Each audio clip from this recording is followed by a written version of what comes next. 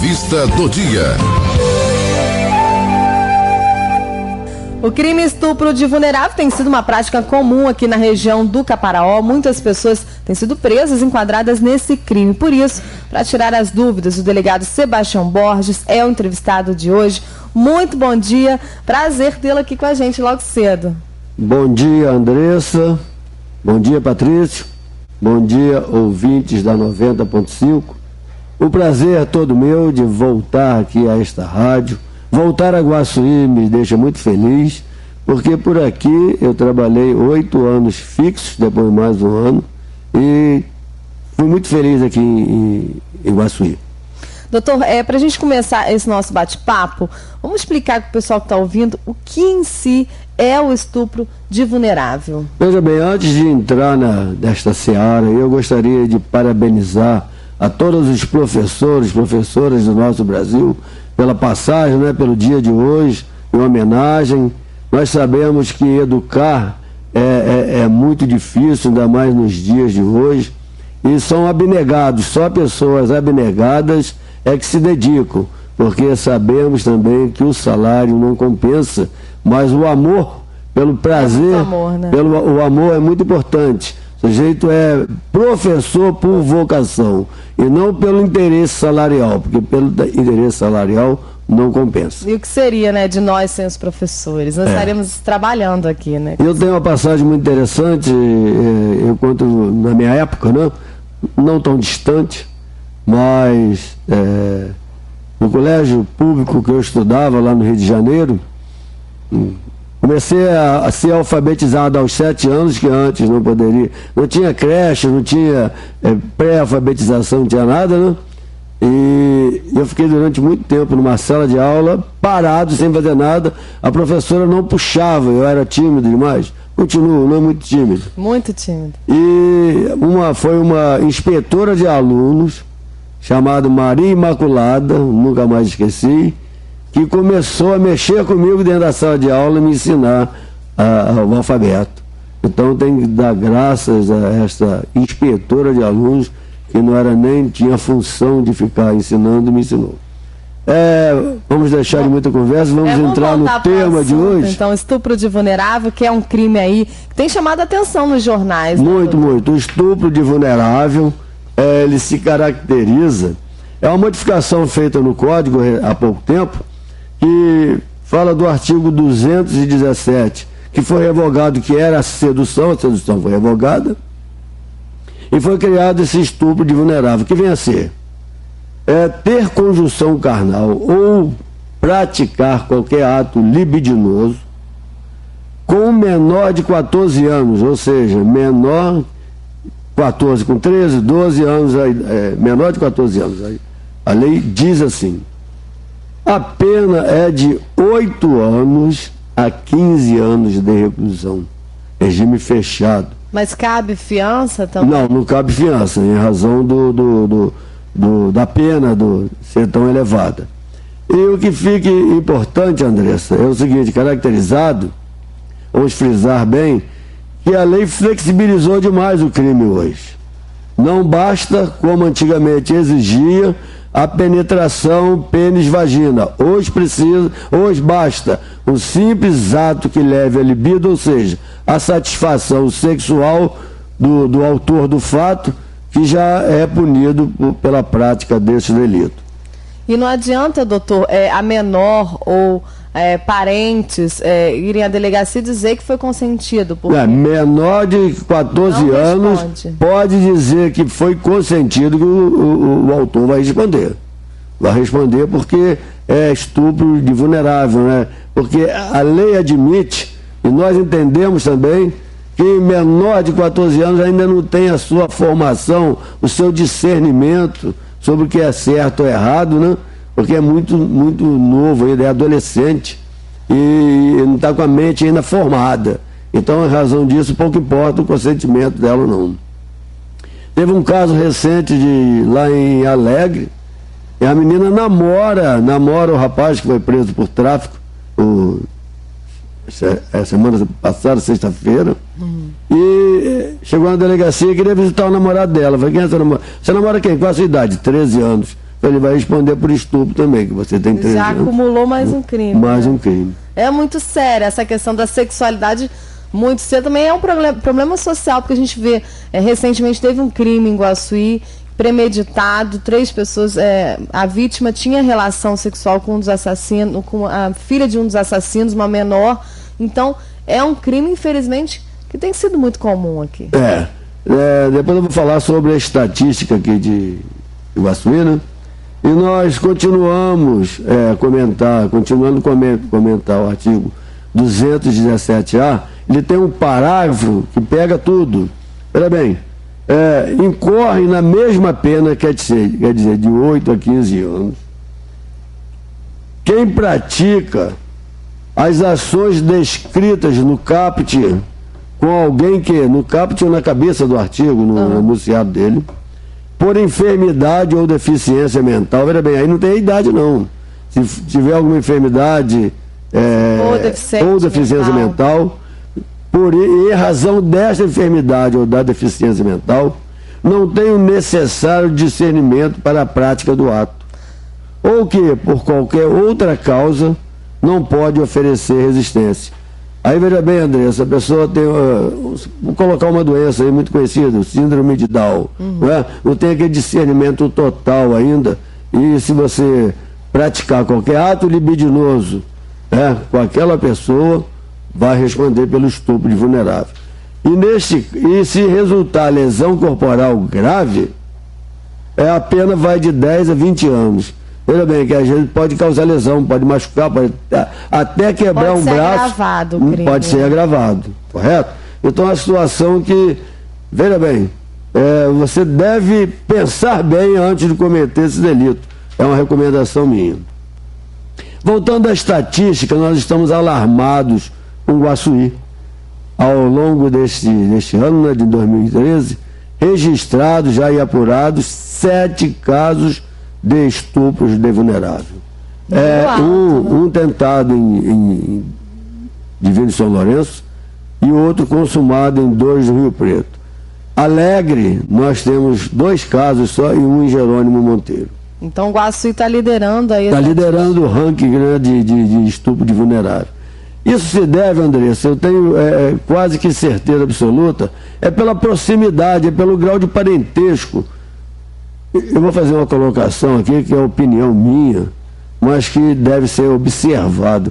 Senhor ouvinte, fique atento. Você, mãe, que se separa do marido e tem uma filha de 9, 10, 8 anos, ao contrair novo relacionamento, ou outro casamento, tem que ser bem estudado esse negócio aí. Porque a relação padrasto está ocorrendo muito o estupro dentro de casa.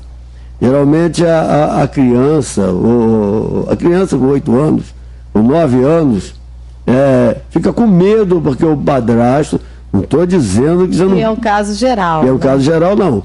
Mas preste bem atenção, que tem acontecido muito. O índice de criminalidade, nesse grau de parentesco, de aproximação familiar, tem ocorrido muito. Então tem que tomar muito cuidado com quem você vai se unir e botar dentro da sua casa com as suas filhas, porque pode ser violentada, ficar calada, com medo, e um dia a situação pode estourar. Tem acontecido muito aqui na região. E é complicado que, além dessa figura do padrasto, né, que a gente sempre vê isso muito nas ocorrências, também tem a figura dos primos também. Se um adolescente, vamos lá para uma dúvida, acho que é comum também, o adolescente tem relação com uma adolescente, não configura crime porque os dois são menores? Não, veja bem, ele tem que discernir o que é o namoro consentido pelos pais, né? Porque geralmente a mocinha hoje já está começando a namorar com 14, 15 anos, já tem relacionamento. Namoro dentro de casa, né? Pais autorizando, acontece muito, tem observado muito. Mas esse namoro consentido já não vai configurar o estupro, porque faz parte da sociedade, do nosso viver, né? E acredito que quando há o não consentimento, é assim que vai caracterizar mais. Então, se não tem esse consentimento, os pais não sabem, assim caracteriza mais. Caracteriza mais. Isso aí, a gente vê também muita ocorrência desse tipo de crime na zona rural, né, doutor Sebastião? Você acha, por que isso tem acontecido também com essa frequência? Veja bem, eu acredito também que tem aquelas condições de educação, de cultura, né? Isso facilita bastante. O sujeito, geralmente, em alguns casos, ele é iletrado, ou seja, analfabeto, né? E como não tem muito conhecimento, pensa que aquilo seria até normal. Mas a lei proíbe e a todos têm o dever de conhecer a lei. A lei, uma vez promulgada e publicada, ela dá conhecimento geral a todos. Ninguém pode alegar que não conhece a lei, não sabia que era crime, para poder se excusar, poder pedir desculpa pela prática do delito. E tem uma outra observação aí, doutor, que é essa questão da jovem, da adolescente, né? O senhor estava até comentando que hoje a gente vê adolescentes de 12, 13 anos muito precoce. A própria adolescente também não tem ciência, o adolescente não tem ciência que isso é crime, que isso é errado, porque teve um caso em Iguaçu recente, que um rapaz foi detido no Manuel Monteiro Torres por estupro de vulnerável, e a menina contou em depoimento que sabia, se aproximou, né, toda aquela situação da paquera, foi na casa, teve relação sexual na casa, a mãe descobriu e denunciou, né? Então, a jovem também precisa se alertar que é crime. Pois hoje os relacionamentos, os namoros, estão precoces demais. Meninas com 13, 14 anos namorando. Isto cabe, Andressa, a família, pai e mãe orientar e até mesmo proibir, impedir.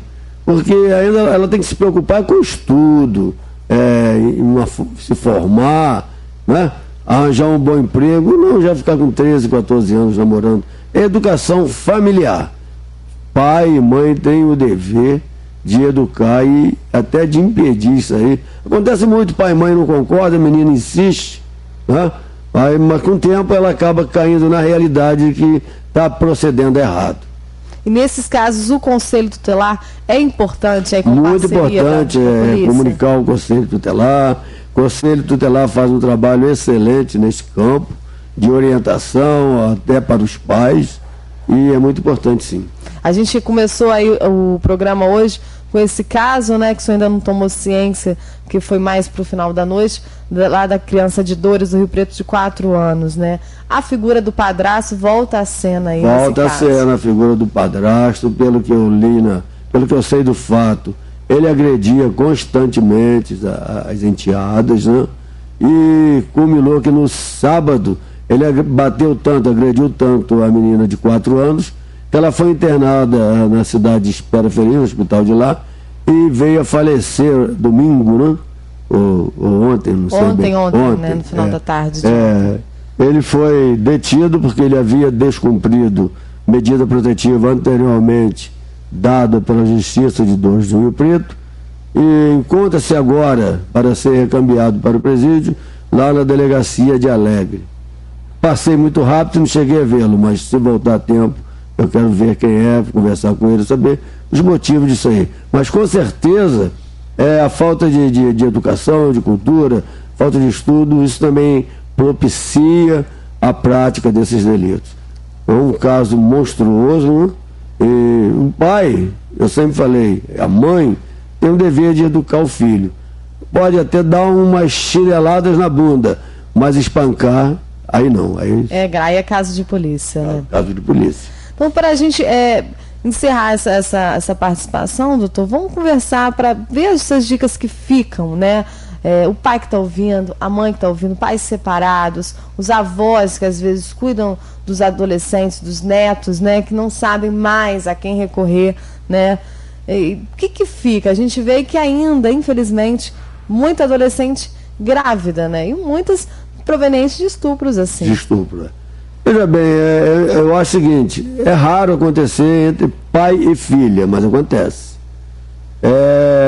O que acontece mais entre padrasto e enteadas.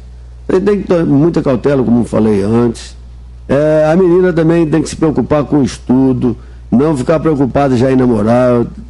acontecido um namoro muito precoce, menina com 12, 13 anos já namorando, grávidas também, a gente acompanha isso muito dentro de uma sala de aula. Se você ficar passar uma semana observando as alunas, jovens demais para a gravidez.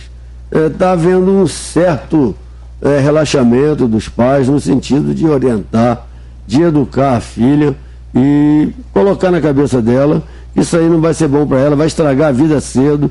Menina com 14, 15 anos, 16, já grávida, tendo filho. A vida está muito difícil hoje. Até pessoas bem abastadas financeiramente têm certa dificuldade, quanto mais o pobre, né? O que vive de salário mínimo aviltante, terrível, né? Que não dá para nada, e já com o ônus, já com o peso de ter uma criança para sustentar. É muito sério. E aí descuida, vem o segundo e vem o terceiro filho. Então, é bom senso, é procurar evitar, discernimento da situação, porque não compensa, às vezes, prematuramente você ser mãe, porque vai atrapalhar a sua vida e a da criança. Só uma dúvida que surgiu, doutor. Nesses casos de estupro de vulnerável, geralmente é em flagrante que é preso ou não? Pode ser que não seja flagrante. É muito difícil caracterizar o flagrante, porque, veja bem, às vezes vem acontecendo já ao longo do tempo. E é difícil pegar alguém, é muito difícil alguém ver o outro praticando ato sexual. Então, geralmente, toma conhecimento. E quando o Conselho Tutelar geralmente encaminha para a delegacia, quando a mãe denuncia, ou sei lá quem for, nós representamos quanto à prisão preventiva daquele autor do crime. Tá, e doutor, agradeço a participação, queria que o senhor deixasse os telefones aí o pessoal fazer denúncia, que é importante denunciar. Quem está com dúvida, né, doutor? Existe um 181, que é o Disque Denúncia, né? Você não precisa se identificar, liga para o 181 e relata o fato. Agora eu faço um pedido, tem muito coisa mentirosa nessas denúncias. Se o sujeito quer prejudicar o outro, inventa. Agora faça com seriedade. Tem aqui na cidade de Iguaçuí, em Alegre e outros municípios, 190, que é da Polícia Militar, pode ser acionada também. A Polícia Civil, através do 147, ou de seu telefone fixo, né? No caso de Iguaçuí, 3553-1519, Alegre, 3552-1337, vários mecanismos colocados, de informação colocados à disposição daquele que quer fazer uma denúncia séria sobre um fato que realmente constitui crime. É importante, a denúncia tem que ser séria. Muito obrigada aí, doutor, e sucesso aí, parabéns, e com certeza vamos nos encontrar mais vezes. Se Deus quiser, é só me convidar que eu tenho o maior prazer de voltar a Iguaçuí e ocupar esse espaço na rádio aqui. Muito obrigado.